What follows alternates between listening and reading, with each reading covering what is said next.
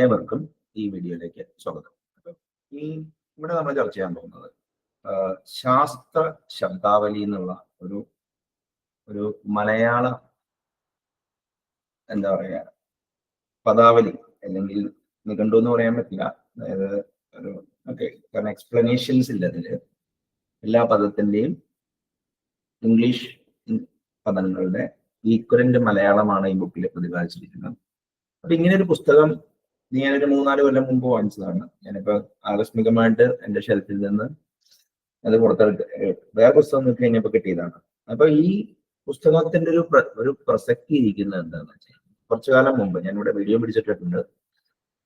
ഈ 2011 ഞാൻ എറണാകുളത്തുള്ള ബേപ്പറേഡ് മാളില്, അത് 18 അവേഴ്സ് ആണെന്ന് പറഞ്ഞു, ബേപ്പറേഡ് മാളെന്ന് ഞാൻ അവിടെ ഇരിക്കുമ്പോൾ എൻ്റെ ഒരു സുഹൃത്തിന് വേണ്ടി കാത്തിരിക്കുകയാണ്. അവരുടെ പേര് ഷാൽവിൻ എന്നാണ്. ഷാൽവിൻ വടുതലയിൽ നിന്ന് ഈ ഇവിടെ എത്താനൊരു പുള്ളി വണ്ടിയിലെത്താനൊരു 15-20 മിനിറ്റ് എടുക്കുമെന്ന് പറഞ്ഞിരുന്നു. അപ്പൊ ഞാൻ DC ബുക്സിന്റെ ഷോപ്പിലോട്ട് അവിടെ വെച്ച് കയറി ചെയ്ത്. അപ്പൊ അവിടെ വന്നപ്പോ ഞാൻ നാസ്തികനായ ദൈവം എന്നുള്ളൊരു പുസ്തകം വാങ്ങിക്കാനാണ് വന്നത്. രവീന്ദ്ര മാഷിന്റെ വളരെ ഫേമസ് ആയിട്ടുള്ള ബുക്കാണ്. റിച്ചർഡ് ഡോക്കിൻസിന്റെ ഗോഡ് ഡെലൂഷൻ എന്നുള്ള ഒരു എന്താ പറയാ പുസ്തകമുണ്ട്. അതിന്റെ മലയാള തർജിമയല്ല, അതിനെക്കുറിച്ചിട്ടുള്ള രവീന്ദ്ര മാഷിന്റെ ബ്ലോഗും പഠനവും അത് ഒരു പുസ്തകമാക്കിയേക്കാണ്. അപ്പോ ആ പുസ്തകം ഞാനിങ്ങനെ മറച്ചു നോക്കി കഴിഞ്ഞപ്പോ മിക്ക ഫിലോസഫിക്കൽ ടേംസിനും അതിന്റെ മലയാളം പറഞ്ഞിട്ട് അതിന്റെ ബ്രാക്കറ്റിൽ ഇംഗ്ലീഷ് എഴുതിയിട്ടുണ്ട്. ഞാൻ ഒരു കുറച്ച് പേജ് മറച്ചു നോക്കി കഴിഞ്ഞപ്പോൾ ഒരു യുണീക്ക് കാര്യം ഞാൻ ശ്രദ്ധിച്ചു. അതായത് പല വെസ്റ്റേൺ അന്നത്തെ, അതായത് 2011 ജൂലൈയോ ഓഗസ്റ്റോ അങ്ങോട്ടാന്നോ ഒരു നല്ല മഴയുണ്ട് ഒരു സമയത്താണ്. അപ്പോ ഒരു ഓഗസ്റ്റ് കഴിഞ്ഞോണം. അപ്പൊ ഞാൻ ആ പുസ്തകം മറ്റേ എന്താ പറയാ മറച്ചു നോക്കി കഴിഞ്ഞപ്പോ ഞാൻ വേർക്കാൻ തുടങ്ങി കഴിഞ്ഞപ്പോ എന്താന്ന് വെച്ച് കഴിഞ്ഞാൽ പല വെസ്റ്റേൺ ഫിലോസഫിക്കൽ ടേംസിന് ഞാൻ ഉദ്ദേശിച്ചിരുന്ന അർത്ഥമല്ല ആ പുസ്തകത്തിൽ പ്രതിപാദിച്ചിരിക്കണമെന്ന് എനിക്ക് സൂചിക അല്ലെങ്കിൽ ഇൻഡിക്കേറ്റ് ചെയ്തേക്കണമെന്ന് എനിക്ക് ബോധ്യം വന്നു. പിന്നെ അടുത്തൊരു 6 മാസം എല്ലാ ദാർശനിക പദങ്ങളും വെസ്റ്റേൺ ഫിലോസഫിക്കൽ ടേംസ് പോയി പുനർവായന നടത്തി അതിന്റെ ഈക്വലന്റ് മലയാളം എന്താണെന്ന് കണ്ടുപിടിച്ച് അത് ബേസ് ലൈൻ ചെയ്തപ്പോഴാണ് എനിക്ക് സമാധാനമായത്. അപ്പോ അന്ന് ഞാനൊരു കാര്യം കണ്ടുപിടിച്ചു. നിങ്ങൾ എത്ര ഇംഗ്ലീഷ് പുസ്തകങ്ങൾ വായിക്കണം, എത്ര ഡിക്ഷണറിയിലൂടെ നിങ്ങൾ പോയി വൊക്കാബുലറി ഇംപ്രൂവ് ചെയ്യണം, ഇനിയിപ്പോ നിങ്ങളുടെ കമ്മ്യൂണിക്കേഷൻ സ്കില്ല് എത്ര സൊഫിസ്റ്റിക്കേറ്റഡ് ആണെങ്കിലും English comprehension four somebody like me, either English ഒരു ഫോറിൻ ലാംഗ്വേജോ അല്ലെങ്കിൽ ഇംഗ്ലീഷ് ഒരു സെക്കൻഡ് ലാംഗ്വേജോ ആയ ഒരാൾക്ക് ഈ ഇംഗ്ലീഷ് പദങ്ങള് മലയാളത്തിലെ ആങ്കർ അല്ലെങ്കിൽ പിൽക്കാലത്ത് ഞാൻ നോക്കി കഴിഞ്ഞപ്പോൾ തമിഴിന് തമിഴ്, ഹിന്ദിക്കാരന് ഹിന്ദി, അങ്ങനെ ആങ്കർ ചെയ്തില്ലെങ്കിൽ അയാളുടെ ഇംഗ്ലീഷ് കോംപ്രിഹെൻഷൻ സ്കിൽസ് അത്ര ഇവോൾവ് ആവാതിരിക്കില്ല എന്ന് എനിക്ക് മനസ്സിലായി. കാരണം ഇപ്പോ ഈ ഫിലോസഫിക്കൽ ടേംസ് ഭയങ്കര സാങ്കേതികത, അതിൻ്റെ അടിയിൽ കുറെ എന്താ പറയാ ഫിലോസഫിക്കൽ ടേംസ് പറഞ്ഞു കഴിഞ്ഞാല് എന്താ പറയാ ഒരു ഓണ്ടോളജിക്കൽ കമ്മിറ്റ്മെന്റ് ഉണ്ട് ഓരോ പദത്തിന്റെയും പുറകിൽ. അപ്പോ ആ നിർദ്ദിഷ്ട അർത്ഥം എന്താണെന്ന് അറിയണമെന്നുണ്ടെങ്കിൽ വളരെ ബുദ്ധിമുട്ടാണ് എനിക്ക് അന്ന് മനസ്സിലായി. അത് കഴിഞ്ഞിട്ട് ഞാൻ ആ ഇടയ്ക്കാണ് DC books large number of books ഇംഗ്ലീഷിൽ നിന്ന് മലയാളത്തിലോട്ട് മാതൃഭൂമി പ്രസ് ഒക്കെ ഇരിയാണ്. അപ്പൊ ഞാൻ എല്ലാ ഇംഗ്ലീഷ് ബുക്കുകൾ വാങ്ങിക്കുമ്പോഴും ഒരു 2-3 അല്ലെങ്കിൽ 5-6 മാസം കഴിയുമ്പോൾ അതിന്റെ മലയാള തർജിമ, ഈ ഇടയ്ക്ക് റിച്ചർഡ് ഡോക്കിൻസിന്റെ സെൽഫിഷ് ജീന്റെ പോലും മലയാള തർജിമയുണ്ട്. ഇപ്പൊ രണ്ടും വാങ്ങിക്കുന്ന ഒരു ശീലം തുടങ്ങി. ഇപ്പൊ യുവാൽ നോവ ഹരാരിയുടെ ഇംഗ്ലീഷ് പുസ്തകവും അയാൾ അറ്റ്ലീസ്റ്റ് 3 പുസ്തകങ്ങളുണ്ട്. അതായത് സേപ്പിയൻസ്, ഹോമോദിയൂസ്, പിന്നെ നമ്മുടെ 21 lessons for the 21st century, ഈ 3 പുസ്തകത്തിന്റെ മലയാളം. പിന്നെ അതേപോലെ തന്നെ ഈ ആറ്റോമിക് ഹാബിറ്റ്സിന്റെ മലയാളം, അത് മിക്ക പുസ്തകത്തിന്റെ ഇപ്പൊ ഈവൻ ഖലീൽ ജിബ്രാന്റെ പ്രോഫറ്റിന്റെ മലയാളം എല്ലാത്തിന്റെയും ഞാൻ വാങ്ങിക്കാറുണ്ട്. It had A remarkable impact in my English competence മാത്രമല്ല, മലയാള കോമ്പറ്റൻസ് മാത്രമല്ല, പൊതുവെ ഭൗതിക തലത്തിൽ തന്നെ ഒരു ഇതാണ്. അപ്പൊ ഞാനിപ്പോ എല്ലാവരോടും ഇപ്പൊ ഇൻക്ലൂഡിങ് എന്റെ മകനോട് പോലും, പുള്ളി സാൻസ്ക്രിറ്റ് ഒക്കെ പഠിച്ച് കുറച്ച് കോംപ്ലിക്കേറ്റഡ് ആണ് പുള്ളിയുടെ കാര്യം. ഈ അധികം പൊതുജന സമ്പർക്കം ഇല്ലാത്തതുകൊണ്ട് പുള്ളിയുടെ മലയാളം അത്ര ഇവോൾവ് അല്ല. അപ്പൊ ഇപ്പോ ഐദർ ഇപ്പോ മലയാളം അല്ലെങ്കിൽ ഹിന്ദി റീലേൺ ചെയ്യാൻ പറഞ്ഞേക്കാണ്, so that he can anchor ഒരു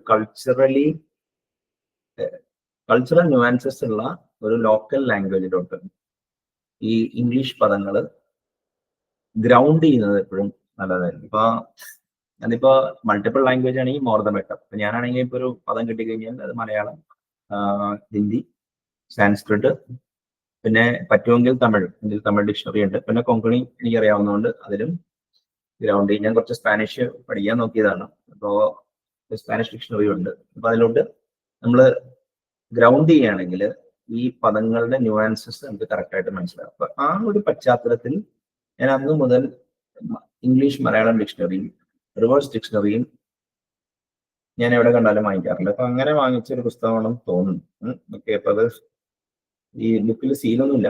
ഓക്കെ, പക്ഷെ ഈ ബുക്ക് വളരെ, ഞാൻ എല്ലാവർക്കും അറിയാം, ശാസ്ത്ര ശബ്ദാവലി NS അരുൺകുമാറാണ്, ബ്ലൂ പി പബ്ലിക്കേഷൻസ് ആണ് ചെയ്തേക്കുന്നത്. ഇംഗ്ലീഷ് മലയാളം സയൻസ് ഗ്ലോസറി എന്നാണ്. അതുകൊണ്ട് ഗ്ലോസറിയുടെ മലയാളം പദാവലി എന്നാണ് ഇത് ചെയ്യുന്നത്. ഗ്ലോസറി എന്ന് എല്ലാവരും ഒരു മലയാളത്തിൽ പോലും അത് ഉപയോഗിക്കാറുണ്ട്. അപ്പൊ നമുക്കൊരു കുറച്ച് റാൻഡം എൻട്രീസ് നോക്കാം ഇത് ചെയ്യാം. ഫോർ എക്സാമ്പിൾ എന്താ കാര്യം എന്ന് പറഞ്ഞു കഴിഞ്ഞാല്, എന്താ പറയുക, എക്സ്പാൻഡ് എന്നുള്ള ഒരു പദം. ഓക്കെ, അപ്പോ എന്റെ ബിസിനസ് എനിക്ക് എക്സ്പാൻഡ് ചെയ്യണം, അതായത് ഇപ്പൊ അതിനെ കുറച്ചും കൂടി ഒരു മലയാള ഗദ്യം എഴുതുകയാണെങ്കിൽ ഓക്കെ, വികസിപ്പിക്കുക എന്നുള്ളതാണ്, വികസിപ്പിച്ചെടുക്കുക, അല്ലെങ്കിൽ എന്താ പറയുക, റിസർച്ച് ആൻഡ് ഡെവലപ്മെന്റ്. അപ്പോ എന്താ കാര്യം എന്ന് പറഞ്ഞു കഴിഞ്ഞാൽ ഈ അതില് വികസിപ്പിക്കുക, അതാണ് എക്സ്പാൻഡ് എന്നുള്ള പദത്തിന്റെ മലയാളം. അത് പക്ഷേ മിക്ക ഒരു കോമൺ ആയിട്ട് എല്ലാവർക്കും ഒക്കെ ഇത് ചെയ്യാൻ പറ്റും. ഇപ്പൊ നമുക്കിപ്പോ എന്താ പറയാ, എക്സൈറ്റഡ്, അപ്പൊ അതിനെ അവർ പറയുന്നത് ഉത്തേജിക്കപ്പെട്ടതാണ്, ഉത്തേജനം, എക്സൈറ്റ്മെന്റ്. അപ്പൊ എക്സൈറ്റ്മെന്റ് എന്നുള്ളൊരു ഓം ഭയങ്കര എക്സൈറ്റഡ് ആണെന്ന് പറഞ്ഞു കഴിഞ്ഞാൽ ഓക്കെ, ഉത്തേജനം എന്ന് പറഞ്ഞു കഴിഞ്ഞാൽ ഇപ്പൊ ചിലപ്പോ ഈ ഉത്തേജനൊക്കെ ആയിരിക്കും ചിലപ്പോ സാൻസ്ക്രിറ്റ് അല്ലെങ്കിൽ ഇത്. അപ്പൊ ഈ സാങ്കേതിക പദങ്ങളും അഡ്വാൻസ്ഡ് മലയാളം ഉപയോഗിക്കുമ്പോൾ ഒരു മണിപ്രവാള സാൻസ്ക്രിറ്റ് ടച്ച് മിക്ക പദങ്ങൾക്കും ഉണ്ട്. അപ്പൊ ഈ മലയാളത്തിന്റെ ഈ സാൻസ്ക്രിറ്റായിട്ട് ബന്ധമുള്ള പദങ്ങളായിട്ട് ബന്ധമുള്ള ഈ വേർഡ്സ് ഉപയോഗിക്കുകയാണെങ്കിൽ എന്താ ഗുണം എന്ന് പറഞ്ഞാൽ നിങ്ങൾക്ക് അത് കമ്പോസ് ചെയ്തെടുക്കാൻ പറ്റും. ഇപ്പൊ for example behavioural psychology, behaviour എന്ന് പറഞ്ഞു കഴിഞ്ഞാൽ പെരുമാറ്റം, സൈക്കോളജി എന്ന് പറഞ്ഞു കഴിഞ്ഞാൽ മനഃശാസ്ത്രം. അപ്പൊ പെരുമാറ്റ അധിഷ്ഠിത മനഃശാസ്ത്രം എന്നാണ് രവീന്ദ്ര മാഷ് മറ്റേ എന്താ പറയാ ബിഹേവിയറൽ സൈക്കോളജിയെ അദ്ദേഹം തർജ്ജമ ചെയ്തത്. വേറെ ആണെങ്കിൽ എന്താ കാര്യം എന്ന് പറഞ്ഞു കഴിഞ്ഞാല് ഒരു വ്യവഹാരിക, ഇപ്പൊ ബിഹേവിയർ എന്ന് പറഞ്ഞാൽ വ്യവഹാരം എന്നുള്ളൊരു അർത്ഥം കൂടിയുണ്ട്. ഇപ്പൊ വ്യവഹാരാധിഷ്ഠിത മനഃശാസ്ത്രം എന്നോ അല്ലെങ്കിൽ വ്യവഹാര മനഃശാസ്ത്രം എന്ന് വരെ തർജ്ജമ ചെയ്യുന്നതിൽ നമുക്ക് ഇത് കിട്ടും. അപ്പൊ പിന്നെ ഒരു വേറൊരു എൻട്രി എടുക്കുക എന്ന് പറഞ്ഞു കഴിഞ്ഞാല് മറ്റേ എക്സ്പയറേഷൻ എന്ന് പറഞ്ഞൊരു, ഇപ്പൊ എക്സ്പയർ ചെയ്യാന്നൊക്കെ പറയും. അപ്പൊ നിശ്വാസം എന്നാണ് അതിനെ മലയാളത്തിലോട്ട് ചെയ്തേക്കണേ. ഇനിയിപ്പോ ഈ എക്സ്പെരിമെന്റ്, പരീക്ഷണം, ഓക്കെ, അതൊക്കെ ഒരു കുറച്ചുകൂടി മിക്ക ആൾക്കാർക്കും ഒക്കെ ഒരു ഇതുള്ളതാണ്. അപ്പൊ നമുക്കിങ്ങനെ ആസ് വി പ്രൊസീഡ് ഇപ്പൊ റാൻഡം ഒരു എൻട്രി എടുക്കുകയാണെങ്കിൽ ഇപ്പൊ ഫോർ എക്സാമ്പിൾ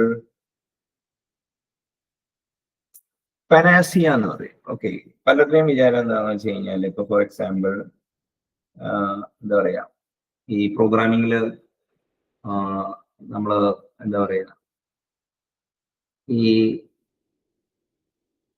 ക്ലാസ്സസ് എഴുതിയിട്ട് കുറച്ച് ക്ലാസ്സസിന് സ്റ്റബ് ചെയ്തിട്ട് കഴിഞ്ഞാല് നമുക്ക് അതിനെ ഓവർ റൈഡ് ചെയ്തിട്ട് നമുക്ക് വേണമെങ്കിൽ കസ്റ്റം ലോജിക് എഴുതാന്ന് പറഞ്ഞാൽ അതൊരു പനാസിയ എന്ന് നമ്മൾ പറയാറുണ്ട്. പനാസിയ എന്ന് പറയുന്നത് ഒറ്റമൂലി എന്നാണ് ഒരു ഒരു ഒരു അർത്ഥം.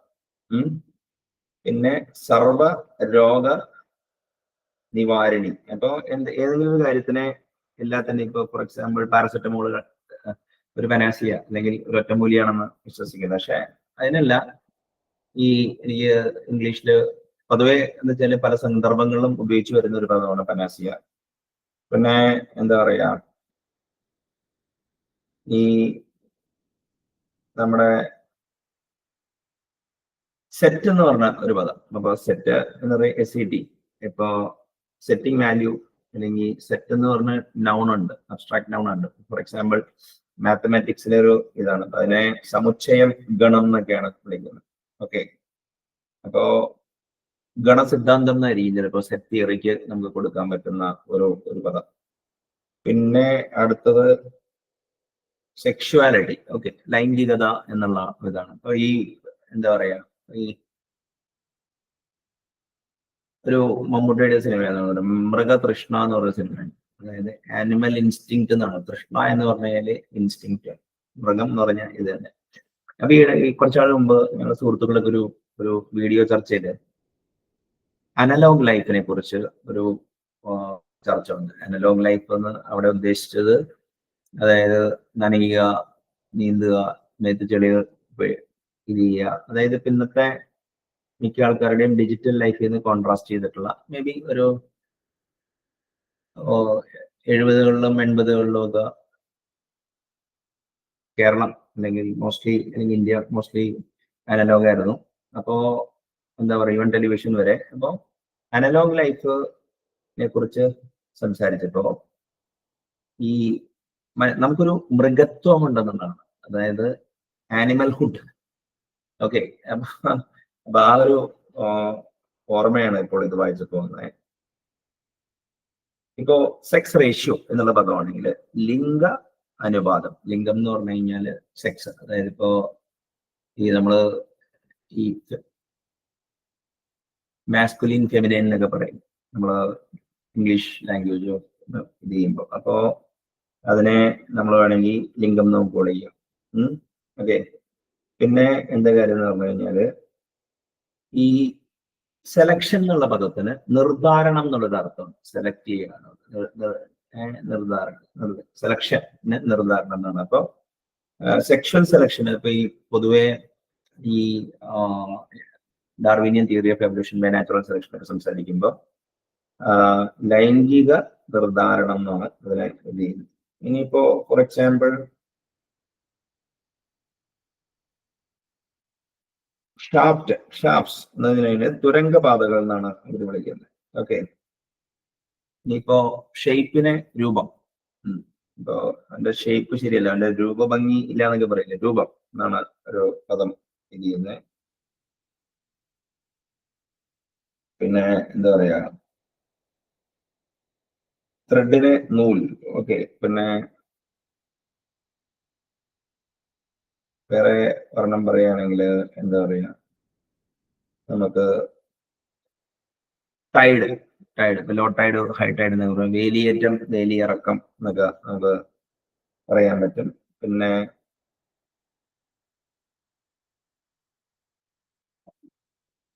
ട്രാൻസ്ലൊക്കേഷൻ എന്നുള്ള പദത്തിന്റെ മലയാളം സ്ഥാനാന്തരം എന്നാണ്. സ്ഥാനത്തിന് ഉള്ള ഇപ്പൊ ട്രാൻസ്ഫർ ഓഫ് ലൊക്കേഷൻ എന്നൊക്കെ ആയിരിക്കും ചിലപ്പോൾ ഈ ട്രാൻസ്ലൊക്കേഷൻ എന്നുള്ളൊരു പദം തന്നെ വന്നത്, സ്ഥാനാന്തരം. ഓക്കെ, ഈ പദം ഇങ്ങനത്തെ പദങ്ങൾ വരുമ്പോൾ ഞാനൊരു ദിവസം എൻ്റെ ഒരു സുഹൃത്തിനോട് പറഞ്ഞു, ഓക്കെ നമ്മളാ റിസൈൻ ചെയ്ത പോപ്പ് ഉണ്ടല്ലോ, അതായത് ഇത് ഏതാണ്ട് 2014 ഞാൻ സംസാരിക്കുന്നത്. ആ റിസൈൻ ചെയ്ത പോപ്പ് ജർമ്മനിയിലെ ബവേറിയ എന്നുള്ളതാണ്. അപ്പോ ഹേയ്, പോപ്പ് റിസൈൻ ചെയ്യാറില്ലല്ലോ, പോപ്പ് സ്ഥാനത്യാഗം ചെയ്യാറുള്ളൂ. സ്ഥാനത്യാഗം എന്ന് പറഞ്ഞു കഴിഞ്ഞാല് റെസിഗ്നേഷന്റെ കുറച്ചും കൂടി ഒരു മലയാള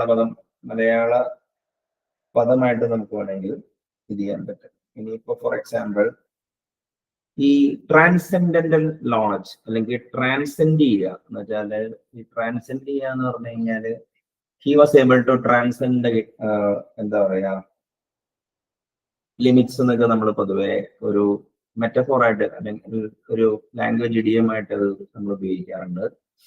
പക്ഷേ ട്രാൻസെൻഡ് എന്ന് പറഞ്ഞ പദത്തിന്റെ അർത്ഥം ട്രാൻസെൻഡന്റൽ നോളജ്. ഈ മറ്റേ വേദാന്ത ഇപ്പോ മഹർഷി മഹേഷ് യോഗി എന്ന് പറഞ്ഞൊരു വലിയൊരു സെയിന്റ് ഉണ്ടായിരുന്നു. പുള്ളി എന്റെയൊക്കെ ചെറുപ്പത്തിൽ ഇവിടെ പരസ്യങ്ങളൊക്കെ വരുമായിരുന്നു. പുള്ളി അമേരിക്കയിൽ ഭയങ്കര ഇൻഫ്ലുവൻസ് ഒക്കെ ഉണ്ടായിരുന്നു. അപ്പൊ പുള്ളിയുടെ ട്രാൻസെൻഡന്റൽ മെഡിറ്റേഷൻ, അപ്പോ അതീന്ദ്രിയ എന്നുള്ള രീതിയിലാണ്, അതീന്ദ്രിയ ജ്ഞാനം, ട്രാൻസെൻഡന്റൽ നോളജ് എന്നൊക്കെ പറഞ്ഞ ഈ പദങ്ങളൊക്കെ ഉണ്ട്. പിന്നെ എന്താ കാര്യം എന്ന് പറഞ്ഞു കഴിഞ്ഞാല് ട്രാൻസ്പെറൻസി എന്ന് പറയുന്ന പദം, അതിന്റെ മലയാളം സുതാര്യത. അപ്പോ ഇപ്പൊ ആർട്ട് ഓഫ് തിങ്കിങ് ക്ലിയർലി എന്നുള്ളൊരു റോൾഡ് ഡബിലിയുടെ ബുക്ക് ഉണ്ട്. അപ്പൊ അതിന്റെ മലയാള തർജ്ജമയുടെ ഇത് തന്നെ ഈ സുതാര്യതയോടെ എങ്ങനെ ചിന്തിക്കാമെന്നാണ്. അപ്പൊ സുതാര്യത എന്ന് പറഞ്ഞാൽ ട്രാൻസ്പെറൻസി, ക്ലിയർ അല്ലെങ്കിൽ ട്രാൻസ്പെറൻസിയുടെ ഓപ്പോസിറ്റ് എന്താ പറയാ, ഈ ഇതാണ് നമ്മുടെ ഒപ്പേക്ക് എന്ന് പറയാം. അപ്പോ ട്രാൻസ്പെറന്റ്, ട്രാൻസ്ലൂസന്റ്, അങ്ങനെ കുറെ ഇപ്പോൾ നോക്കാം. അങ്ങനൊരു പദം ട്രാൻക്വൈലൈസർ ഉണ്ട്,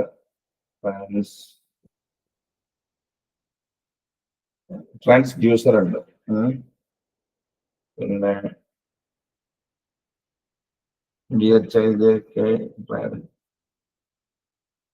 ട്രാൻസിസ്റ്റർ എന്നുള്ള പദത്തിന്റെ അർദ്ധചാലകം എന്നാണ്. അപ്പൊ ശരിക്കും പറഞ്ഞാൽ അതിന്റെ ഇലക്ട്രോണിക്സ് ഫംഗ്ഷനിൽ നിന്ന് ഉണ്ടാക്കിയ ഒരു പദമാണെന്ന് തോന്നുന്നു. കാരണം ട്രാൻസിസ്റ്റർ എന്നുള്ള ടെക്നിക്കൽ ടേം 1940 ട്രാൻസിഷൻ ചെയ്യുന്ന എന്തിനു വേണ്ടി നമുക്ക് ട്രാൻസിസ്റ്റർ എന്നൊക്കെ വിളിക്കാം. പക്ഷെ ഈ എന്താ പറയാ, ട്രാൻസിഷനെ സംക്രമണം എന്നാണ് അവർ പറയുന്നത്. പക്ഷെ അർദ്ധചാലകം എന്ന് പറയുന്നത് ട്രാൻസിസ്റ്ററിന്റെ ഇലക്ട്രോണിക് ഫംഗ്ഷനിൽ നിന്ന് എടുത്തേക്കണാണ്. പിന്നെ എന്താ പറയാ, ട്രാൻസിറ്റീവ് റിലേഷൻ എന്നൊക്കെ നമ്മൾ പറയും. ട്രാൻസിറ്റീവിനെ സാംക്രമികം എന്ന് പറയും, അല്ലെങ്കിൽ പകരുന്ന സ്വഭാവമുള്ള.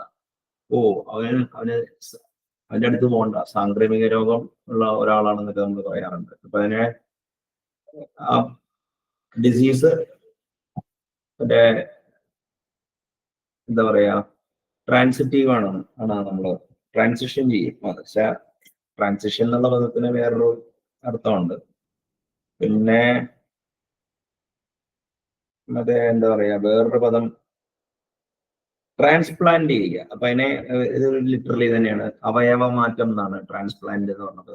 ഈ ട്രാൻസ്പ്ലാന്റ് എന്നുള്ളൊരു പദം ഒരു സിന്തറ്റിക് ടൈം ആയിട്ട് വന്നത്. പക്ഷെ അവയവമാറ്റമായിട്ട് അതിനെ നമ്മൾ അറ്റാച്ച് ചെയ്ത് കഴിഞ്ഞാൽ, അല്ലെങ്കിൽ അവയവമാറ്റം എന്നുള്ള മലയാള പദത്തിനെ ഇതായിട്ട് അസോസിയേറ്റ് ചെയ്ത് കഴിഞ്ഞാൽ നിങ്ങളുടെ കോംപ്രിഹെൻഷൻ അല്ലെങ്കിൽ അത് ഉപയോഗിക്കാനുള്ള പ്രവണത, അതായത് വളരെ കൂടാനുള്ള ചാൻസ് ഉണ്ട്. പിന്നെ എന്താ കാര്യം എന്ന് വെച്ച് കഴിഞ്ഞാൽ ട്രാൻസ്ഫർ ഓഫ് പവർ, അധികാര കൈമാറ്റം, അത് സ്റ്റേറ്റിംഗ് ദ അബ്യൂസ് ആണ്. ഇനി അവന്റെ ഫേസിൽ ബ്രിങ്കിൾ എന്ന് പറഞ്ഞു കഴിഞ്ഞാൽ ചുളിവെന്നാണ് ഇവിടെ മലയാളം ഇത് ചെയ്തേക്കണേ. ഇനിയിപ്പോ അവന്റെ വേൾഡ് ഔട്ട്ലുക്ക് ശരിയല്ല, വേൾഡ് ഔട്ട്ലുക്കിനെ ലോക വീക്ഷണം എന്നാണ് ഇത് ചെയ്തേക്കണേ. പിന്നെ എന്താ പറയാ, ഈ വോം, അപ്പൊ ഇന്റർനെറ്റ് വോം എന്നൊക്കെ പറയുന്നത്, വോം എന്ന് പറഞ്ഞു കഴിഞ്ഞാല് ഈ വിര എന്നല്ല, ക്ഷുദ്ര വിര എന്നാണ്. ഓക്കെ, അപ്പോ ക്ഷുദ്രം എന്ന് പറഞ്ഞു കഴിഞ്ഞാല് ദ്രോഹിക്കാൻ കഴിവുള്ളത് എന്നുള്ളൊരു അർത്ഥമുണ്ട്. എല്ലാ വിരകളും ദ്രോഹിക്കുമെന്ന് എനിക്ക് അറിഞ്ഞൂടാ. പിന്നെ എന്താ കാര്യം എന്ന് പറഞ്ഞു കഴിഞ്ഞാൽ വോംസ്, വിരകൾ എന്നാണ് അതിനെ ഇത് ചെയ്യുന്നത്. പിന്നെ വൃങ്കിൾഡ് എന്ന് പറഞ്ഞാൽ ചുളുങ്ങിയത്, ഞാൻ നേരത്തെ പറഞ്ഞ ഒരു ഇത് തന്നെയാണ്. ഇനി വേറൊരു ആർബിട്രറി പദം എടുക്കുകയാണെങ്കിൽ ടാപ്പ് ചെയ്യാന്നൊക്കെ പറയും. Okay, he was able to tap, നമ്മൾ കറന്നെടുക്കുക എന്നൊക്കെയാണ് അതിനെ ഇത് ചെയ്യുന്നത്. അപ്പൊ ടാപ്പിന് ഇവിടെ നീരെടുക്കുക എന്നാണ്. ഓക്കെ, അപ്പൊ റബ്ബർ നീരെടുക്കുന്നതിന് ഈ പൊതുവെയുള്ള അതിന്റെ യൂസിൽ നിന്ന് മറ്റേ കമ്പോസ് ചെയ്തെടുത്ത പദമാണോ എന്നൊരു ഡൗട്ട് ഉണ്ട്. ഇപ്പോ ഫോർ എക്സാമ്പിൾ ഇനിയിപ്പോ നമുക്ക് ലോറൻസ് കർവ് എന്ന് പറഞ്ഞു കഴിഞ്ഞാൽ, ഞാൻ കുറച്ച് വേറൊരു വീഡിയോയിൽ പറയുന്ന മാതിരി ലോറൻസ് സ്ട്രേഞ്ച് അട്രാക്ടർ, അതിന്റെ ഒരു ക്യാവോസ് തിയറിയിലേക്ക് വരുന്ന സാധനം. പിന്നെ ലോറൻസ് വക്രം എന്നാണ്, കർവ് എന്ന് പറഞ്ഞു കഴിഞ്ഞാൽ വക്രം. ഇപ്പോ ഈ അഷ്ടവക്ര ഗീത എന്ന് പറയുന്നുണ്ട്. അപ്പോ 8 വക്രമുള്ള, 8 കർവുള്ള ഈ ഹഞ്ച് ബാക്ക് മനുഷ്യനെയാണ് അഷ്ടവക്രം.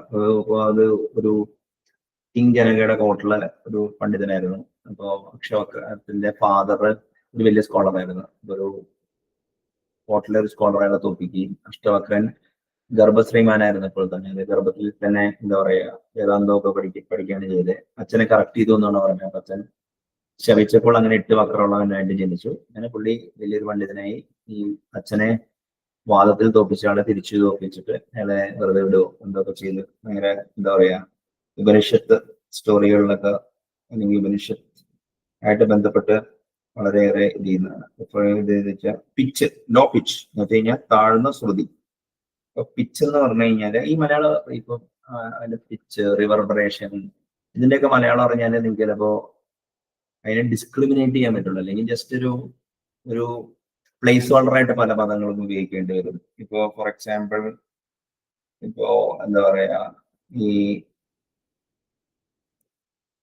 ഇപ്പൊ ലോട്ടിക് എന്നുള്ളൊരു പദം ഇവിടെ കിടക്കുന്നത് ഒഴുക്കുള്ളതാണ്. ഇങ്ങനെ ഉപയോഗിക്കണമെന്നുള്ളതൊക്കെ മറ്റേ ChatGPT അങ്ങനെയൊക്കെ എടുത്ത് നോക്കേണ്ടി വരും. പിന്നെ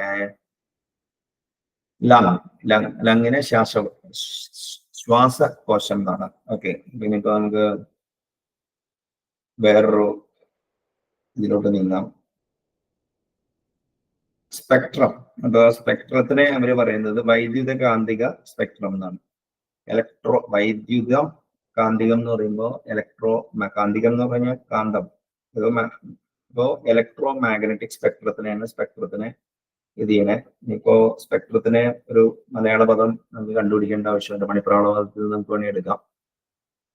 അപ്പൊ ഇപ്പോ മലയാളത്തിൽ നമുക്കൊരു ഇംഗ്ലീഷ് പദം കിട്ടിക്കഴിഞ്ഞാൽ അതിന്റെ ധർമ്മം ഏതാന്ന് പറയുകയാണെങ്കിൽ അതിന്റെ മലയാളം നമുക്ക് ശരിയാണ്. ഫോർ എക്സാമ്പിൾ കുറച്ചു കാലം മുമ്പ് ഒരാള് കാർ പൂളിംഗ് എങ്ങനെയാണ് അതിന്റെ മലയാളത്തിലാക്കാന്ന് ചോദിച്ചപ്പോ ഞാൻ ഇൻസ്റ്റന്റേനിയസ്ലി എനിക്ക് വെച്ചാൽ കാർ, അതായത് ചതുഷ്ചക്ര വാഹനം എന്നാണ് ഞാൻ അതിനെ 4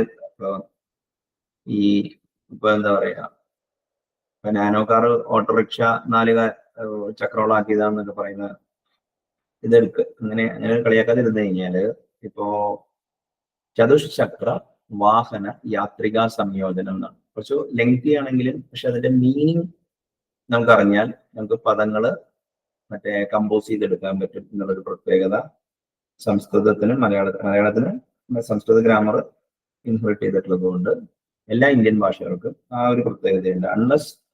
അപ്പൊ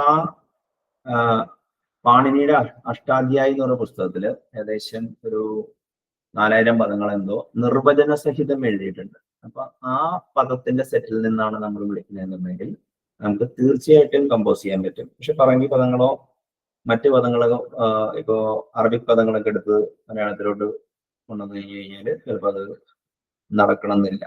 ഓക്കെ, അപ്പൊ ഈ റാൻഡം എന്ന് പറഞ്ഞ പദത്തിനെ ക്രമരഹിതം എന്നാണ്, യാദൃച്ഛികം എന്ന് അർത്ഥമുണ്ട്. ക്രമരഹിതം എന്ന് പറഞ്ഞു കഴിഞ്ഞാൽ ഇപ്പൊ ഫോർ എക്സാമ്പിൾ ഈ റാൻഡംനെസ്സിനെ അല്ലെങ്കിൽ സ്റ്റോക്കാസ്റ്റിക് പ്രതിഭാസങ്ങളെ ക്രമരാഹിത്യം എന്ന് പറയും.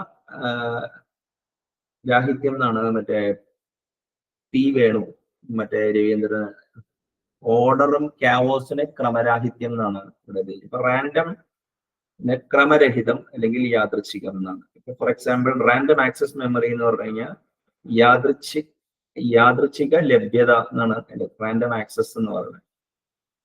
അപ്പൊ അതിന് റാം എന്ന് ഒരു പദമുണ്ട്, പക്ഷെ അത് മലയാളത്തിൽ ആക്കാൻ പറ്റുമോ എനിക്കറിയില്ല. റാൻഡം ആക്സസ് യാദൃച്ഛിക ലഭ്യത എന്നാണ് ഇത്. പിന്നെ എന്താ പറയാ ഈ റാൻഡം ഇവന്റ് എന്ന് പറഞ്ഞു കഴിഞ്ഞാൽ ക്രമരഹിത ഫലം. ഇവന്റ് എന്ന് പറഞ്ഞു കഴിഞ്ഞാല് സംഭവം എന്നൊക്കെ പറയാം. ക്രമരഹിത സംഭവം അല്ലെങ്കിൽ ക്രമരഹിത ഫലം. അതായത് ഈ റാൻഡം ഇവന്റ് എന്ന് ഉദ്ദേശിച്ച ഒരു സംഭവം എന്നുള്ള ലെവലിലല്ല എടുക്കുന്നത്. ഇപ്പൊ നമ്മൾ ഒരു ട്രയൽ നടത്തി കഴിഞ്ഞാൽ അതിന്റെ റിസൾട്ടിനെയാണ് അങ്ങനെ ഇത് ചെയ്യുന്നത്. പിന്നെ റാങ്ക് ചെയ്യാന്ന് പറയും, പദവി എന്നാണ് ഇതിനെ. ഇനിയിപ്പോ അടുത്തത് എന്താ പറയാ സെൻസ് ഓർഗൻസിനെ ജ്ഞാനേന്ദ്രിയങ്ങൾ എന്നാണ്. അപ്പൊ ഇത് കുറച്ചും കൂടി ജ്ഞാനേന്ദ്രിയം എന്ന് പറഞ്ഞു കഴിഞ്ഞാല് ഇപ്പൊ നമുക്ക് 5 ഇന്ദ്രിയങ്ങൾ ഉണ്ടെന്നാ പറയുന്നത്. അതിനാണ് ജ്ഞാനേന്ദ്രിയം എന്ന് പറയുന്നത്. അതിന് കർമ്മേന്ദ്രിയം എന്നുള്ളൊരു കൺസെപ്റ്റ് ഉണ്ട്, ആക്ഷൻ. അപ്പോ പിന്നെ എന്താ പറയാ സെൻസിറ്റിവിറ്റി, സംവേദനക്ഷമത എന്നാണ്. ഈ സെൻസിറ്റിവിറ്റി എന്ന് പറഞ്ഞു കഴിഞ്ഞാൽ ഇപ്പോ ഈ തേവള്ളിപ്പറമ്പിൽ ജോസഫ് അലക്സ് എന്ന് പറഞ്ഞിട്ട് മമ്മൂട്ടിയുടെ ഒരു ക്യാരക്ടർ ഉണ്ട്. അപ്പോ ആ ക്യാരക്ടർ ശരിക്കും പറഞ്ഞു കഴിഞ്ഞാൽ എന്താ സംഭവിക്കണേന്ന് വെച്ച് കഴിഞ്ഞാൽ നമുക്ക് പുള്ളി സെൻസ് ഉണ്ടായിരിക്കണം, സെൻസിറ്റിവിറ്റി ഉണ്ടായിരിക്കണം, സെൻസിബിലിറ്റി ഉണ്ടായിരിക്കണം എന്ന് പറയുന്നുണ്ട്. അപ്പൊ സംവേദനക്ഷമത എന്നാണ് സെൻസിറ്റീവിന്. അപ്പൊ സംവേദനം, ഓക്കെ, അത് ഇന്ററാക്ഷൻ ചെയ്യാനുള്ള കഴിവാണ്. അങ്ങനെയാണ് അതിനെ നമ്മൾ മുറിച്ചു നോക്കിക്കഴിഞ്ഞാൽ അറിയാൻ പറ്റുന്നത്. സെൻസർ എന്ന് പറഞ്ഞു കഴിഞ്ഞാൽ സംവേദനം, അതായത് ഇന്ററാക്ട് ചെയ്യുമ്പോൾ, അതായത് സെൻസർ വഴി നമുക്ക് ഇൻപുട്ട് എടുക്കാം, ജ്ഞാനേന്ദ്രിയം വഴി നമ്മൾ ഇൻപുട്ട് എടുക്കാം, മറ്റേ കർമ്മേന്ദ്രിയം വഴി നമ്മൾ ഔട്ട്പുട്ട് കൊടുക്കുക എന്നുള്ളതാണ് ഇത് തന്നെ ഇവിടെ വരുന്നത്. പിന്നെ സെസൻ എന്ന് പറഞ്ഞു കഴിഞ്ഞാൽ എള്ളുന്നതാണ്. സെസമി സ്ട്രീറ്റ് എന്ന് പറഞ്ഞു കഴിഞ്ഞാൽ അങ്ങനെയായിരിക്കും ഈ പദങ്ങളൊക്കെ വന്നിട്ടുണ്ടാവുക. പിന്നെ വേറെ ഷാർക്കിനെ സ്രാവ് എന്നുള്ളതൊക്കെ അത് ഇത് ചെയ്യേണ്ട കാര്യമില്ല. ഇനി മറ്റേ ഷൂട്ട്, കാണ്ഡം എന്നൊക്കെയാണ് പറയുന്നത്, അല്ലെങ്കിൽ സ്കന്ധം. ഓക്കെ, അപ്പോ ഈ ഷൂട്ട് എന്ന് പറഞ്ഞു കഴിഞ്ഞാൽ ഈ എനിക്കറിയില്ല ഇവിടെ ഉപയോഗിച്ചേക്കണത് മറ്റേ ഒരു മരത്തിന്റെ മെയിൻ ഇതിനെ ഷൂട്ട് എന്ന് പറയും. അപ്പൊ ആ രീതിയിലാണോ എന്നുള്ളത് നമ്മൾ നോക്കുക. പിന്നെ ഈ സൈഡീരിയൽ ഡേ എന്ന് പറഞ്ഞാൽ ഇപ്പൊ നമ്മുടെ എല്ലാ ഇപ്പൊ എന്താ പറയാ നക്ഷത്ര ദിനം എന്നാണ് സൈഡീരിയൽ പീരീഡ് എന്ന് പറഞ്ഞു കഴിഞ്ഞാൽ ഒരു സൈക്കിളിനെയാണ് ഉദ്ദേശിക്കുന്നത്. സൈക്കിളിനെ നക്ഷത്ര ആവർത്തന കാലം എന്നാണ് കിടക്കുന്നത്. പിന്നെ സീവിങ്, അരിപ്പ അല്ലെങ്കിൽ അരിക്കൽ എന്നാണ് വെർബിന് ഇതാണ്. ഇപ്പൊ സീം ഓഫ് റാത്തോസ്തനിസ് എന്നുള്ളൊരു അൽഗോരിതം ഒക്കെ ഉണ്ട്. പിന്നെ എന്താ പറയാ, സിലിക്കൺ ചിപ്പിനെ സിലിക്കൺ എന്നാണ്. പിന്നെ സിൽക്കൺസിനെ സിൽക്കോണുകൾ എന്നാണ് ഇത് ചെയ്തേക്കുന്നത്. പിന്നെ എന്താ പറയാ, പ്രൊഡക്ഷൻ, പ്രാഥമികോൽപാദന സ്രോതസ് എന്നാണ് ട്രാൻസ്ലേറ്റ് ചെയ്തേക്കുന്നത്. ഓക്കെ, ഈ സോഴ്സസിനെ സ്രോതസ് എന്ന് പറയും, ജ്ഞാന സ്രോതസ് അല്ലെങ്കിൽ നോളജ് സ്രോതസ്സുകൾ, ഉറവിടങ്ങൾ എന്നൊരു വേറൊരു അർത്ഥം കൂടി ഉണ്ട്. അപ്പൊ ഉറവിടം കുറച്ചും കൂടി ഒരു വ്യാവഹാരികമാവും, കുറച്ചുകൂടി ഫോർമൽ മലയാളം സ്രോതസ് എന്നായിരിക്കും. ജ്ഞാന സ്രോതസ് അല്ലെങ്കിൽ മറ്റേ ദ്രവ്യ സ്രോതസ് എന്നൊക്കെ പറയും ഈ മൈൻഡിനെയൊക്കെ. ഓക്കെ, പിന്നെ സ്പേസ്, ഇപ്പോ ഇടം എന്നുണ്ട്, ദേശം എന്നും പറയാറുണ്ട്. കാലദേശം എന്ന് പറഞ്ഞാൽ സ്പേസ് ടൈം എന്നാണ് പിന്നെ ഇത് ചെയ്യണേ. അപ്പോ അത് ഇത് ചെയ്യണം. പിന്നെ സ്പേഷ്യൽ എന്ന് പറഞ്ഞാൽ സ്ഥലീയം എന്നാണ് അതിനെ മലയാളത്തിൽ ഇത് ചെയ്തേക്കുന്നത്. പക്ഷെ സ്പേഷ്യൽ ക്ലാസിഫിക്കേഷനെ സ്ഥലീയ വർഗീകരണം എന്നാണ്. വർഗം എന്ന് പറഞ്ഞു കഴിഞ്ഞാൽ ക്ലാസിഫിക്കേഷനെ വർഗീകരണം എന്ന് നമുക്ക് വിളിക്കാം. പിന്നെ സ്പേഷ്യൽ കണ്ടീഷൻ എന്ന് പറഞ്ഞു കഴിഞ്ഞാൽ സ്ഥലപരമായ ഉപാധി എന്നാണ് ഇവിടെ തർജ്ജമ ചെയ്തേക്കണേ. ഈ സ്പേഷ്യൽ ഓർഡർ എന്ന് പറഞ്ഞു കഴിഞ്ഞാൽ സ്ഥല വ്യവസ്ഥ, സ്ഥലം അല്ലെങ്കിൽ ഈ എന്താ പറയാ കാലം എന്ന് പറയുന്ന ടൈമാണ്. ദേശം എന്ന് പറഞ്ഞു കഴിഞ്ഞാൽ ഒരു കോർഡിനേറ്റ് ഉള്ള ഒരു, ഇപ്പോ എർത്തില് ഒരു പെർട്ടിക്കുലർ ലൊക്കേഷനെ സൂചിപ്പിക്കുമ്പോഴാണ് അത് വരുന്നത്. പിന്നെ സ്പേഷ്യാലിറ്റി അല്ല സ്പേഷ്യാലിറ്റി, അതിനെ സ്ഥലപരത എന്നാണ് ഇതിലേക്കണേ. സ്പെഷ്യലൈസേഷനെ വൈദഗ്ധ്യവൽക്കരണം അല്ലെങ്കിൽ പ്രത്യേക വൈദഗ്ധ്യം നേടൽ. സ്പെഷ്യലൈസ് ചെയ്യാന്ന് പറഞ്ഞാൽ വൈദഗ്ധ്യവൽക്കരണം എന്നാണ് ഇത് ചെയ്യണേ. ഓക്കെ, സ്പീഷീസിനെ വർഗം, ജീവവർഗമാണ് കുറച്ചും കൂടി ഒരു എന്താ പറയാ ഈ ഇത് ചെയ്യുക. പിന്നെ എന്താ പറയാ സ്പെസിഫിക് ഹീറ്റ് കപ്പാസിറ്റി അങ്ങനെയൊക്കെ പറയുന്നതിനെ വിശിഷ്ട താപം എന്നാണ് അതിനെ ഇവിടെ തർജ്ജമ ചെയ്തേക്കുന്നത്. പിന്നെ എന്താ പറയാ തർജ്ജമയല്ല, അതിന്റെ ഈക്വലന്റ് മലയാളം. ഇനി നമുക്ക് ഫോർ എക്സാമ്പിൾ ഡിസ്ട്രിബ്യൂഷൻ, വിന്യാസം എന്നാണ്. അപ്പോ ഈ വിന്യാസം, വിന്യസിക്കുക, ഡിസ്ട്രിബ്യൂട്ട് ചെയ്യുക എന്ന് പറഞ്ഞു കഴിഞ്ഞാൽ നമ്മള് ഇപ്പൊ ഡിസ്ട്രിബ്യൂഷൻ, ഇപ്പൊ പ്രോബബിലിറ്റി ഡിസ്ട്രിബ്യൂഷൻ എന്ന് വേറെ അർത്ഥമുണ്ട്. ഇനിയിപ്പോ വാല്യൂവിന്റെ മൂല്യം എന്ന് പറഞ്ഞു കഴിഞ്ഞാൽ മൂല്യവിന്യാസം എന്നൊക്കെ പറയാം നമുക്ക്. ബെൽ കർവിനെയൊക്കെ നമുക്ക്, അല്ലെങ്കിൽ മൂല്യവിന്യാസ വക്രം കർവ്, അങ്ങനെ ഇതാണെങ്കിൽ ഇത് തന്നെ. പിന്നെ ഡൈവേഴ്സിഫിക്കേഷൻ, വൈവിധ്യവൽക്കരണം, വൈവിധ്യത അല്ലെങ്കിൽ ഡൈവേഴ്സ് ആയിട്ടുള്ള വൈവിധ്യമായ കഴിവുകളുള്ള മനുഷ്യൻ എന്നൊക്കെ പറയുന്ന കാര്യം. പിന്നെ ഇങ്ങനെ നോക്കുകയാണെങ്കിൽ ഇതിലൊരു 15,000 പദങ്ങളുണ്ട് ഈ ഡിക്ഷണറിയിൽ. അപ്പോ ഇടയ്ക്ക് ബോറൊക്കെ അടിക്കുമ്പോൾ ഇതിലൂടെയൊക്കെ പോയി കഴിഞ്ഞു കഴിഞ്ഞാല് മറ്റേ എന്താ പറയാ, സ്പോയിലേജ്, ദുഷിപ്പിക്കൽ എന്നാണ് അതിനെ ഇവിടെ സ്പോയിൽഡ് എന്ന്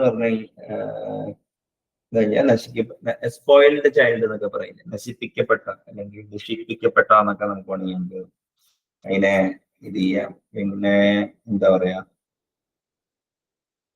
സ്പ്രൗട്ട്, പൊങ്ങി വരിക എന്നൊക്കെ പറയില്ലേ, അത് മുള പൊട്ടുക എന്നാണ് ഇവിടെ ഇത് ചെയ്തേക്കണേ. പിന്നെ എന്താ പറയാ,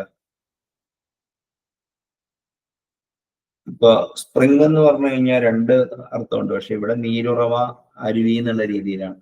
ഓക്കെ, പക്ഷെ നമുക്ക് എന്താ പറയാ, ഈ സ്പ്രിങ്ങിനെ, ഫിസിക്സിന്റെ സ്പ്രിങ്ങിനെ, സ്പ്രിംഗ് ബാലൻസ്, സ്പ്രിംഗ് ഫോഴ്സിനെയൊക്കെ സ്പ്രിംഗ് എന്ന് തന്നെയാണ് ഇത് ചെയ്തേക്കുന്നത്. ഇനിയിപ്പോ സ്പ്രിംഗ് സീസണെ വസന്തകാലം, അത് നമുക്ക് ചെറുപ്പം മുതൽ അറിയാവുന്ന ഒരു പദമാണ്.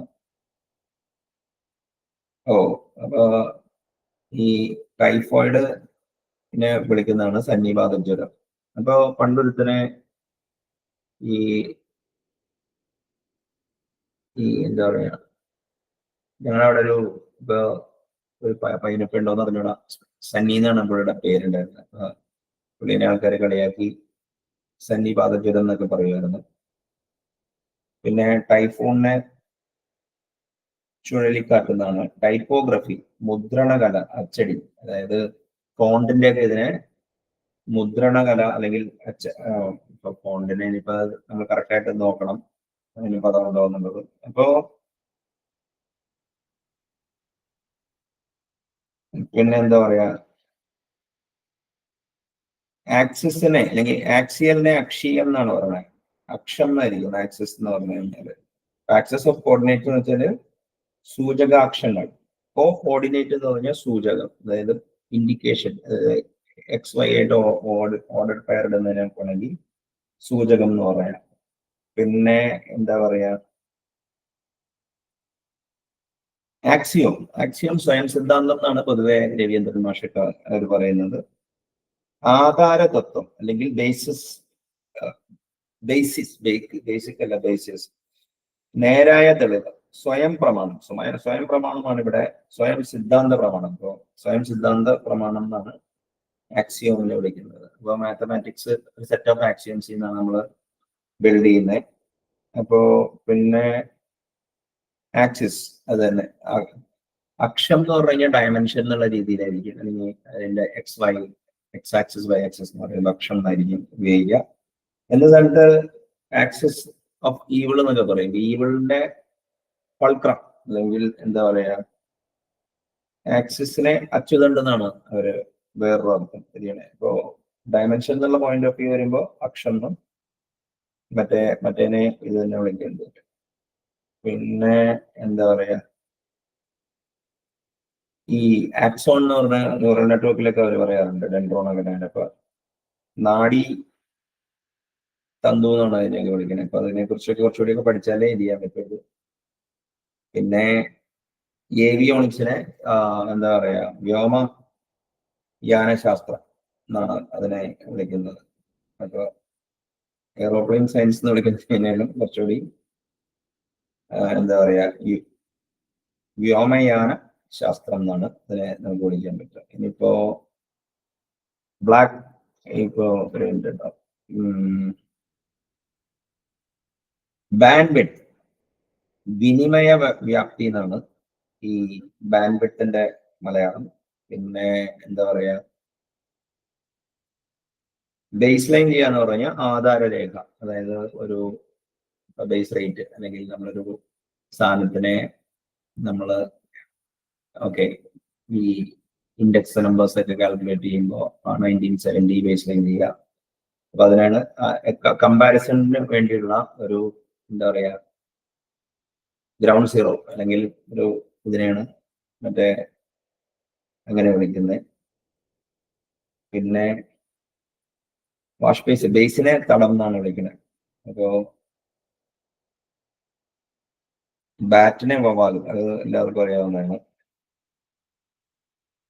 പിന്നെ കുറെ പദങ്ങളൊക്കെ നമ്മൾ ഇംഗ്ലീഷ് തന്നെ അറിഞ്ഞൂടാ, പിന്നെ എന്തായാലും മലയാളത്തെ കുറിച്ച് നമുക്ക് ഇപ്പോ എന്താ പറയാ, ബേസിക് എന്ന് പറഞ്ഞു കഴിഞ്ഞാൽ അടിസ്ഥാനപരം എന്നാണ്, അല്ലെങ്കിൽ ക്ഷാരീയം എന്നുള്ളൊരു പദമുണ്ട്. അതിപ്പോ എനിക്കറിയില്ല, ബേസസ്, അതായത് ഈ കെമിക്കലിന്റെ ബേസസ്, ആസിഡ് ബേസസിനെ ക്ഷാരങ്ങൾ എന്നാണ് പറയുന്നത്. ബേസ് ലൈനെ ആധാരശില, നമ്മൾ നേരത്തെ നോക്കി കഴിഞ്ഞു കഴിഞ്ഞു. ഇപ്പൊ ബേസ് ഇയർ, ഇൻഡെക്സ് നമ്പേഴ്സിനൊക്കെ ബേസ് ഇയർ അതിനെ അടിസ്ഥാന വർഷം എന്നാണ് പറയുന്നത്. അപ്പോ ഐ ഹോപ്പ് ഈ പുസ്തകത്തിന്റെ വാല്യൂ എനിക്ക് കമ്മ്യൂണിക്കേറ്റ് ചെയ്യാൻ സാധിച്ചു എന്ന് ഞാൻ വിചാരിക്കുന്നു. ഇപ്പൊ പാറ്റേൺ, ഓക്കെ, പാറ്റേണിനെ പ്രാരൂപം അങ്ങനെ പറയുന്നുണ്ട്, പക്ഷെ ഇത് കുറച്ചും കൂടി ഒരു, ഇവിടെ പാറ്റേണിനെ സദൃശ്യ രൂപം എന്നാണ്. അപ്പോ ഈ ദൃശ്യം രൂപം എന്ന് പറഞ്ഞു കഴിഞ്ഞാല് ഒരു വിഷ്വൽ ഫോം എന്ന് പറയാൻ വേണമെങ്കിൽ, അപ്പോ ഈ സദൃശ്യം എന്ന് പറഞ്ഞാൽ സർവദാ കണ്ടുവരുന്ന രൂപത്തെ ആയിരിക്കും പാറ്റേൺ അവർ ഉദ്ദേശിക്കുന്നത്, സകല സ്ഥലത്ത് ഓക്കെ അതാവാനാണ് വഴി സദൃശ്യ രൂപം. അപ്പൊ മാതൃകാ ഡിസൈൻ പാറ്റേണിനെ മാതൃകാ സദൃശ്യ രൂപം എന്നോ. അപ്പോ മാതൃക എന്ന് പറഞ്ഞാലും ഡിസൈൻ മാതൃക പ്രാരൂപം എന്നൊക്കെ ആൾക്കാർ പറയാറുണ്ട്. അപ്പൊ സദൃശ്യ രൂപം, അപ്പൊ പാറ്റേണിന് വാക്ക് നമുക്ക് ഇത് കിട്ടി. പിന്നെ എന്താ പറയാ, പാസ്റ്ററിനെ നമ്മള് എന്താ പറയാ, ഇടയൻ എന്നാണ് വിളിക്കുന്നത്. ഓക്കെ, ഇനിയിപ്പോ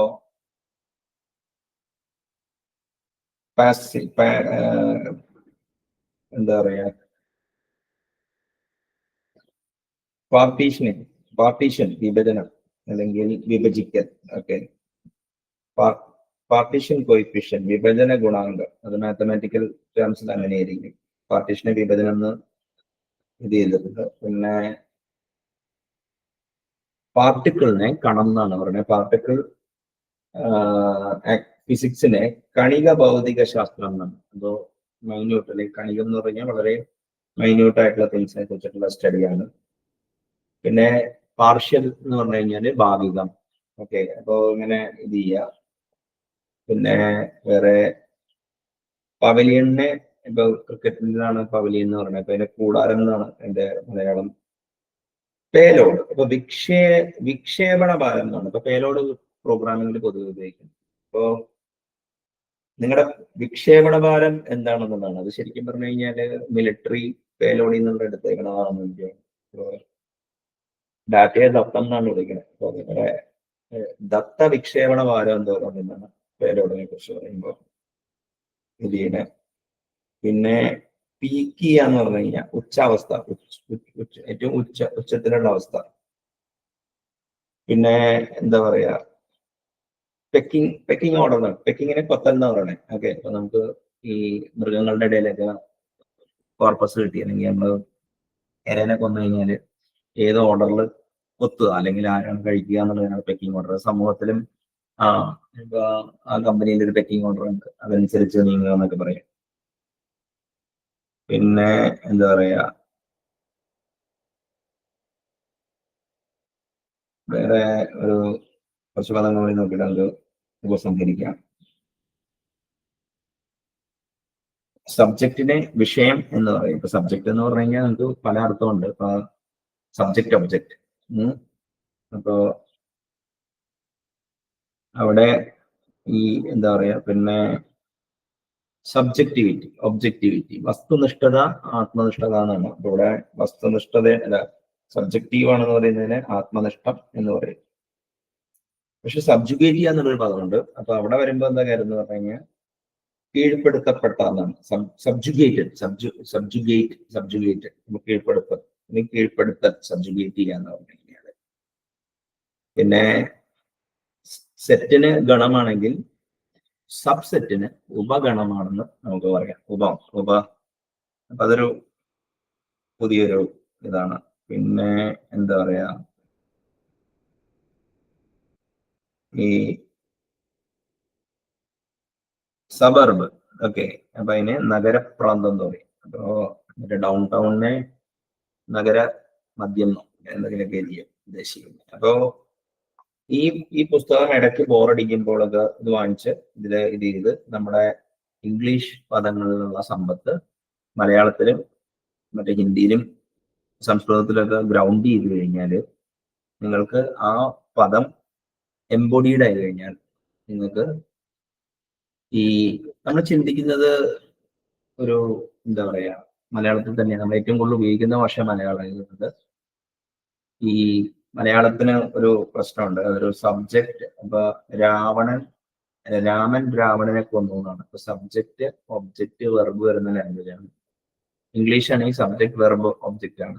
അപ്പോ പൊതുവേ ഈ മലയാളത്തിൽ ചിന്തിച്ചത് ഇംഗ്ലീഷിലോട്ട് ആക്കുമ്പോൾ എന്താന്ന് വെച്ച് കഴിഞ്ഞാൽ ചെറിയൊരു ഡിലേ, ചിലപ്പോൾ ഒരു കോഡ് സ്വിച്ച് ഡിലേ ഉണ്ടാവുമായിരിക്കും. അപ്പോൾ ഇതിൽ ചെയ്യേണ്ട കാര്യം എന്താണെന്ന് വെച്ച് കഴിഞ്ഞാൽ എല്ലാ ഇംഗ്ലീഷ് പദങ്ങളുടെയും മലയാളം, ഹിന്ദി, സംസ്കൃതം ഒക്കെ പഠിക്കുക. അതുകൊണ്ട് സരളമായ ഈ സെന്റൻഷ്യൽ സ്ട്രക്ചർ, അപ്പൊ ജപ്പാനീസ് തന്നെ ബുംകെ എന്നാണ്, ബുംകെ സെന്റൻഷ്യൽ സ്ട്രക്ചർ ലാംഗ്വേജ് പഠിക്കുന്നു. അപ്പോ അതിലോട്ട് jargons appropriate for the context. അപ്പോ ഈ സാങ്കേതിക പദത്തിനെ അതിന് ജാർഗണിനെ സാങ്കേതിക പദം എന്നാണ് വിളിക്കാം.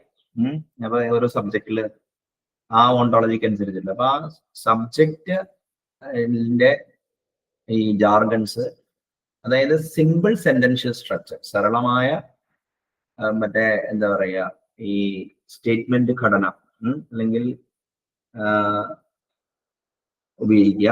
എന്നിട്ട് jargons appropriate for the context, ആ സന്ദർഭത്തിനനുസരിച്ചിട്ടുള്ള ജാർഗൺസ് അതിൽ ചെയ്യുകയാണെങ്കിൽ you can communicate the meaning correct. അല്ലെങ്കിൽ എന്തുപറ്റുമെന്ന് വെച്ചാൽ ഈ സ്റ്റൈലും അതൊക്കെ നോക്കിയിട്ട് ചിലപ്പോൾ മീനിങ് കമ്മ്യൂണിക്കേറ്റഡ് ആവുന്നുണ്ടാവില്ല. അപ്പോ ഈ ബെറ്റർ ഇംഗ്ലീഷ് ത്രൂ ബെറ്റർ വെർനാക്കുലർ എന്നുള്ള ആ പദ്ധതിയിലേക്ക് ഈ നിഘണ്ടു അല്ലെങ്കിൽ ഈ പദാവലി, ഗ്ലോസറിയുടെ മലയാളം പദാവലി എന്നാണ്.